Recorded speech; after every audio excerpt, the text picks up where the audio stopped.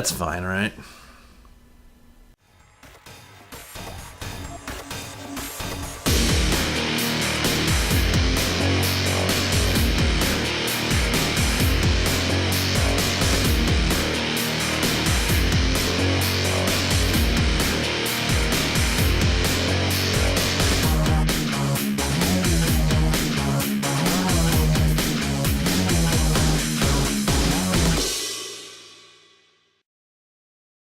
Hey everybody, Sexy Matt the Pharaoh Wizard here. It's finally here, the second anthology Star Wars movie, Solo, a solo Han Solo story where he's on a team.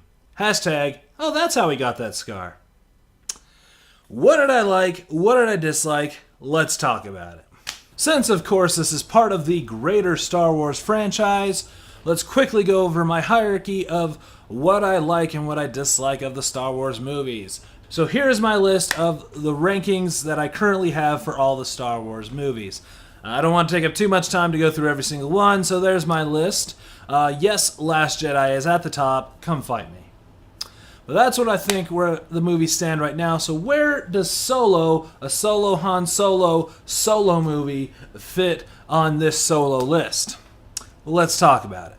So Solo is brought to us by director Ronald Howard. Who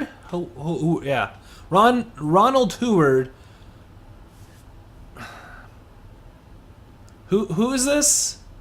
Oh, Opie.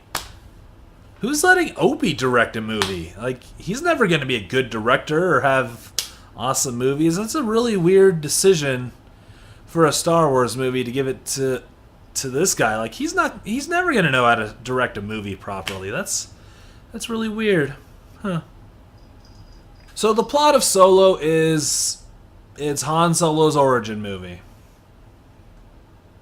That's it. Well, I suppose if you were living under a rock on Mars with your fingers in your ears and your back turned to the wall, Han Solo, the Solo movie, is about a brash pilot from Coruscant who has to leave his planet, but always wanted to find a way to come back, and he falls into some dirty dealings and some dirty thugs to get a ship and find his way home. That's pretty much it. But yeah, come on, it's Han Solo's origin. It's everything you didn't want to know about Han Solo. So let's talk about the characters. So let's just pull the Band-Aid right off. Let's talk about the man, Han Solo, played by Alden Ehrenreich. Sounds like the noise that a Nazi makes when he sneezes. But yeah, you might have seen him in Hail Caesar and Beautiful Creatures. But yeah, right off the bat, he does not look like Harrison Ford. I don't think so at all. Doesn't look close. But you can overcome that if he can pull in some of that Han Solo swagger. He almost does. There's moments where it's like, oh, I kind of get it, yeah.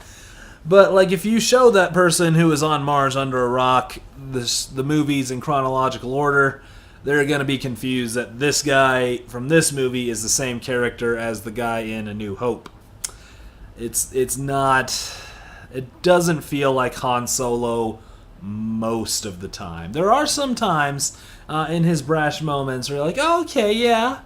But most of the time, no. He's not bad in it, and he doesn't act bad. It's just... Part of the reason why no one wanted this movie is because Han Solo is such a signature character of Harrison Ford. It's so much him in his skin kind of being a dick, and someone else can't do that, and yeah, they can't. So yeah, he wasn't bad, but it didn't feel like Han Solo. And unfortunately, that's what you're always going to be rated against, is Han Solo, and you didn't do it very good. So, yeah.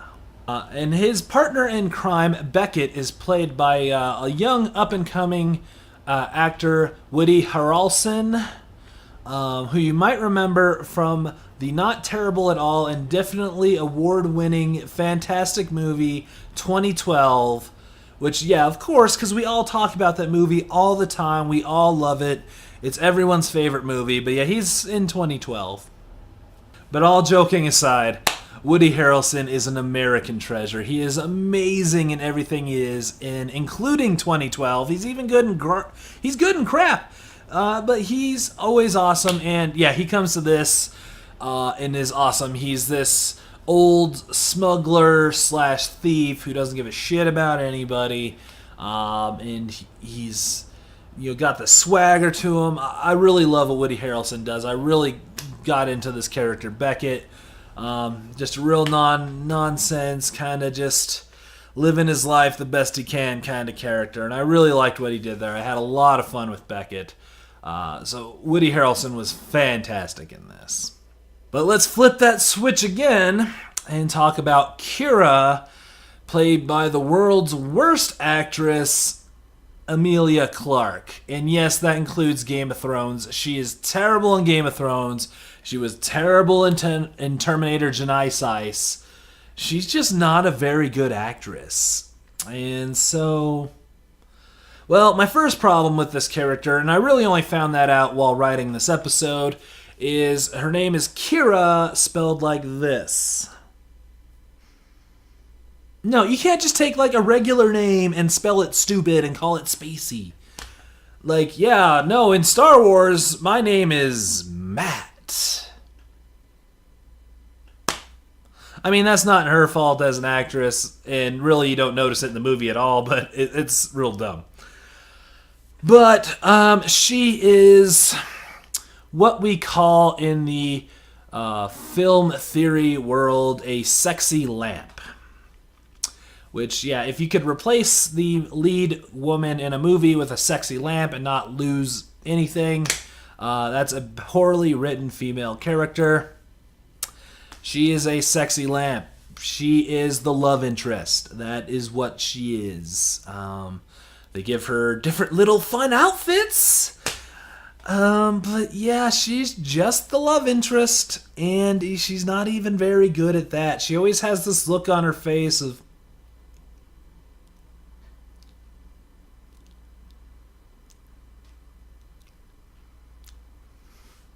That's her acting style, apparently. And yeah, it's really weird with Star Wars having so many strong female characters recently, with Rey and Jyn, and I fucking love Jyn. Kira is not part of that pantheon. Kira is just a love interest. That's literally all she is. And since we know Han Solo is Solo by the time A New Hope rolls around, we know at best she's not sticking around, so why do we care if he had a previous love interest? He never mentioned her in the other movies, so why? And then why Emilia Clarke? She is awful. Yeah, that was real bad. But let's switch that switch back to something positive and talk Lando motherfucking Calrissian. Played by Donald Glover, and he is awesome. Out of anyone in the Star Wars franchise who played a younger version of a character, young Darth Vader, or, young Obi-Wan, or young Han Solo, Lando hits it perfectly. He is the best at it. Donald Glover totally pulled in Billy D. Williams, totally channeled him into his brain. He had the cool, smooth swagger. And he talked a lot with Han, because he liked to say Han rather than Han. And he was cool and smooth. And he really, if you watch if you watch this one and then Empire Strikes Back, yeah, that's the same character. It totally fits. Donald Glover just channeled Billy D so much, and he's so fun. I really hope we actually do get a Lando movie. I want to see how Lando gets Cloud City. That'd be a lot of fun. I think he's really awesome. I really enjoyed him. Then we have the villainous Dryden Voss, played by Vision himself, Paul Bentley. So he is a mob boss, basically, and but he's kind of interesting. He's not really frightening or anything, but he's very off-center. Like, he'll be hugging you one minute and stabbing you the next, and you're not sure what's kind of going on in his mind, sort of thing, and he's really cool. I liked what he did. He's not like a big bad or anything. It's not like, oh my god, he's so scary, but yeah, he was real good, and Paul Bentley did a fantastic job playing him. It was actually fairly solid. I enjoyed it. One last character I do want to mention, because she was awesome, L337 was fantastic. I don't know what's going on with the droids lately in all these movies, but man, Star Wars has been killing it with the droids. You know, BB-8, K2SO, and now L337. These are hilarious, fun, awesome droids. I really love them. She's voiced by Phoebe Waller-Bridge, who I don't know who that is, but I don't care because she was awesome. She's not quite my favorite. K2SO is still my favorite, but she's really up there. I really loved what she did. She was a lot of fun. I love that droid. So what worked well about Solo? So the biggest thing that I liked about this is this really expanded the Star Wars universe. You know, the main episodes all deal with Jedi and basically the Skywalker family, very encapsulated. And even Rogue One, who stepped outside of that, was still about the big battle of the Rebels and the Empire. So everything always deals with that. This goes completely outside of that, and these are just people. The Empire's not even a part of this. It's just, you know, gangs and smugglers and heists and things like that. It's nothing to do with this overarching empire. It's just, you know, criminals and things like that, and it's really cool. I mean, they've mentioned bosses, mob bosses, and gangs and stuff in the other Star Wars movies, but they're really in passing. It's never been focused on. And this focuses on that criminal underworld, and I like that a lot. Just stepping right outside of Star Wars, you know, regular Star Wars stuff and doing something completely different. And it's fantastic to see that, you know, for a franchise this is the 10th, 11th-ish Star Wars movie. Depends which ones you count, which ones you don't. Could be the 13th-ish too. But really, but yeah, for having that many, they always felt samey in a lot of ways. They all deal with the same stuff, you know, with varying degrees of success. But this one just going way outside of that, doing something completely different, just dealing with this criminal underground was fantastic. I really loved that idea, and it was a really good way to go with this Han Solo movie. Along with that, this movie's just a lot of fun. It's just some heists, and it's not, you know, this big epic, oh, we have to destroy the Empire, or, you know, any of that. It's just a fun heist movie, pretty much. What it boils down to, and that's a lot. You know, I had a lot of fun with it. It was, you know, nothing too serious, just a nice little breezy popcorn movie. And for being 2 hours, it didn't feel like it. Like it kept moving along and just had some good action scenes, some decent comedy. It's just a solid, fun movie, and you can't fault it for being fun. It was very fun. Now, full credit where credit is due, and praise where it is absolutely deserved. Star Wars is doing something that Marvel just can't seem to get a handle on. And that is ties to the TV shows. If you watched my Infinity War review, you know I spent forever just bitching about how Marvel doesn't tie into the TV shows or the Netflix stuff. You know, the movies feel completely separate.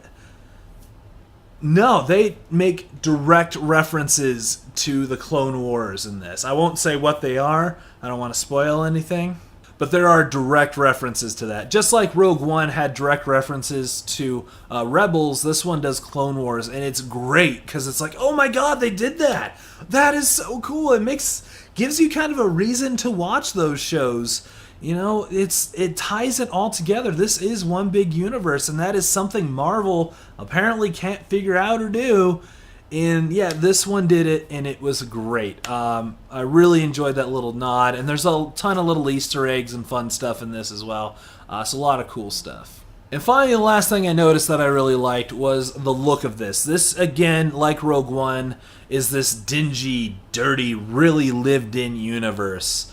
You know, everything's kind of grungy and old, and, you know, it's not the prequels where everything's shiny and nice, and really the new movies are kind of doing that too. It's that original trilogy feel of, like, this is a lived-in universe and gross, and I really liked that. It had a fantastic look. Rogue One, I think, still is the best looking Star Wars movie, but this one comes real close to it. It looks really cool. I like it a lot. But no movie is perfect. Where does Solo fall short?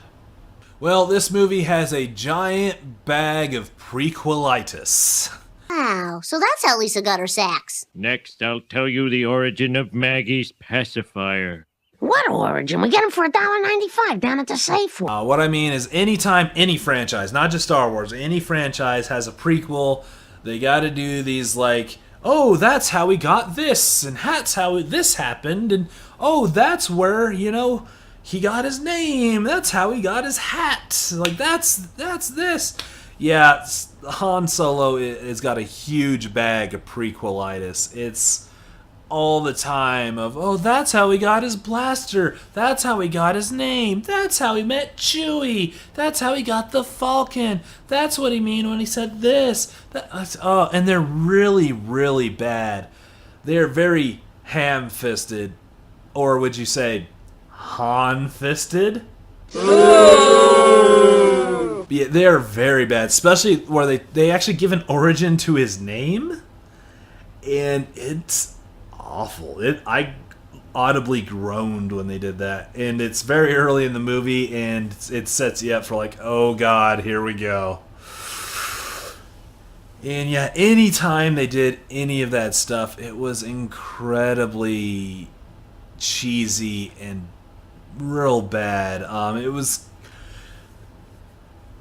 Yeah, it's just prequelitis. I mean, it's really the only way to put it. Like, we have to show how he got this, and here's how that happened, and I don't care. And it's very right in your face, like, oh, you should know this, because they make a big moment out of it, and along with that, because it is a prequel, we learn way too much about Han Solo. You know, I like the idea in the first movie that he's a real shitty guy, like, dealing with terrible things. He's a drug smuggler, like, he's not a good person. But I like the idea of him seeing the rebels and their plight and how much heart they have it, and it turns him, and, you know, eventually turns him into General Han Solo. But now, you know, with this movie, it's kind of like, well, maybe he wasn't bad all along, you don't know. Maybe he's kind of always a good guy, and you're like, oh, come on. And, like, just that mystery of his past, that mystery that we didn't know is now just there. It's just a fact. If I tell you about it, it won't be a mystery. It'll just be a fact. An ugly, moist fact squatting on your brain like an octopus. And you don't want an octopus squatting on your brain, do you, son? Yeah, it's just something we know, and that's it. That's his origin. That's how he got his blaster. That's everything. We just know everything now. And with a character like Han Solo, having the mystery is what we liked. It's what we wanted. It's why nobody wanted a Han Solo movie. Or at least a Han Solo prequel. Like, what? We don't want that stuff. He was fine in the trilogy. We don't want to know all the details of his life. We don't care. Have some mystery. And that's really this movie's biggest fault, is just giving origins and the fact we don't want these origins. Yeah, that's pretty much it. And something I really I thought was interesting I wanted to point out was Rogue One, although really good and done well, definitely seemed to be the point of explaining, you know, the plot hole of why the Death Star why it blew up. Like, that was the whole point of this movie, to explain this plot hole, why it was so easy and all that fun stuff. That was the entire point of Rogue One, really. This one's kind of that too, because the big complaint or joke that, the Millennium Falcon did the Kessel Run in 12 parsecs. Is it a fast ship? Are you kidding? It's the ship that made the Kessel Run in less than 12 parsecs. Isn't a parsec a unit of distance, not time? Wait. Yeah, parsecs is a measure of distance, not speed or time.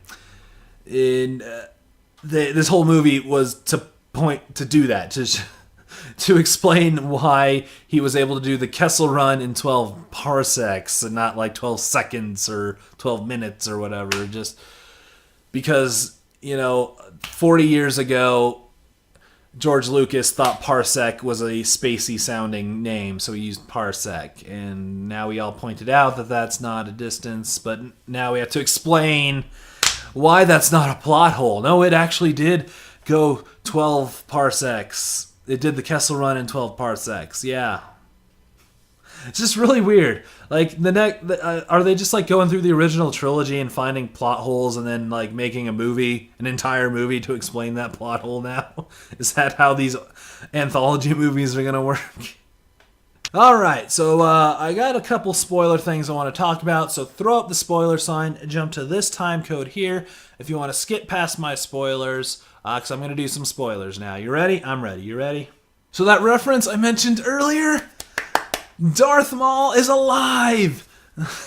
If you watch the Clone Wars cartoon, he was saved and was given, creepy, spindly spider legs, and it was really weird, but eventually he's got just like regular robot legs, and he's back! He's in this with robot legs, and it was awesome. I was super excited.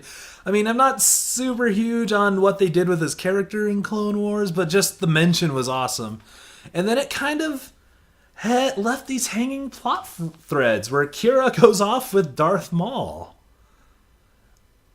And maybe that's where they're going with the Boba Fett movie. Because they've really, as soon as Solo came out, they really pushed like, oh, we're greenlighting Boba Fett. Boba Fett's coming up. I don't really want a Boba Fett movie, but that's kind of a cool way to go with it, where it's like a sequel to Solo is the Boba Fett movie. Like there's these hanging plot threads that tie into it. Either that or they were thinking they were getting a second Solo movie, which, I mean, maybe, but I don't think there's much more to do unless we're going to explain even more. Like, there's time in that timeline that it would fit, but do we not want another one? I don't know. But that was really interesting to have hanging plot threads, because Rogue One was a single encapsulated movie. It had a beginning, middle, end. There's nothing left. This is it. We're done. It was the movie. So this one having hanging plot threads is very interesting, and I'm very curious if or when they will do something with that. It'll be interesting, but I do think that's where the Boba Fett movie is going to go. So we'll see. Not huge on a Boba Fett movie, unless it's like 2 hours of him almost falling into pits, like just constantly like, whoa, whoa, whoa. That would be funny, but yeah, no. That's it for spoilers. Let's wrap this guy up. So in the end, Han Solo team movie that wasn't quite Solo, but it's Solo, was pretty...